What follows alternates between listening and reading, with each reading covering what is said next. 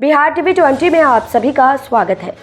सीतामढ़ी जिले के बाजपट्टी विधानसभा मुख्यालय के शहीद रामफल मंडल चौक पर प्रधानमंत्री नरेंद्र मोदी और गृह मंत्री अमित शाह का पुतला दहन किया गया। कांग्रेस नेता एहसानुल हक खुर्रम और अंबेडकर विचार मंच के द्वारा बाजपट्टी प्रखंड कार्यालय चौक से दर्जनों की संख्या में महिलाएं पुरुष बाजपट्टी के शहीद रामफल मंडल चौक पहुंचे, जहां दोनों नेताओं का पुतला दहन किया गया। इस बीच एहसानुल हक खुर्रम ने पत्रकारों को संबोधित करते हुए कहा कि देश के गृह मंत्री ने जिस तरह से देश के संविधान निर्माता डॉक्टर भीमराव अम्बेडकर के खिलाफ अनुपयुक्त बयान दिया है, उससे पूरा देश शर्मसार है। ऐसे में पूरे भारत के साथ साथ बिहार की जनता भी आक्रोश में है। जब तक देश के प्रधानमंत्री नरेंद्र मोदी अमित शाह को बर्खास्त नहीं करते हैं और अमित शाह भारत की जनता से माफी नहीं मांग लेते, तब तक आम लोगों का गुस्सा कम नहीं हो सकता। मौके पर संजय माही सहित अन्य लोगों ने भी अपने विचार रखे। जहाँ पे खड़े हैं ये रामफल मंडल, वीर रामफल मंडल की धरती है और वीर रामफल मंडल के सामने हम खड़े हैं जिन्होंने अपने देश की आज़ादी के लिए अपने जानों की कुर्बानी दी है।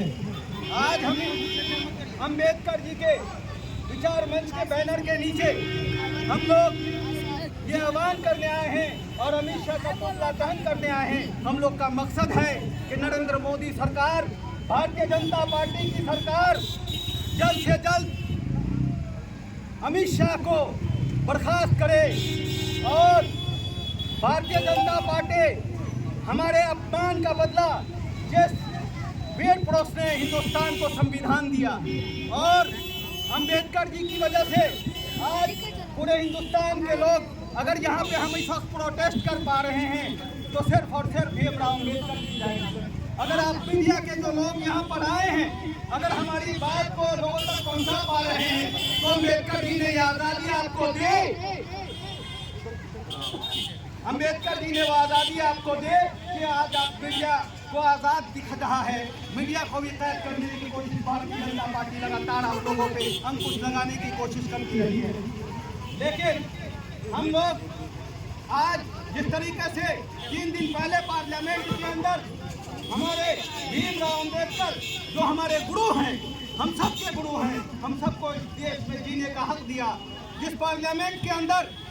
उस तरह की ओछी राजनीति करने वाले भारतीय जनता पार्टी, अंबानी और अडानी के दल्ले अमित शाह और नरेंद्र मोदी जिस तरीके से वहां पर बैठकर सुन रहे थे और उनको जिस तरीके से बिहार के नेता चिराग पासवान अपने आप को कहते हैं कि हम दलित की राजनीति करते हैं,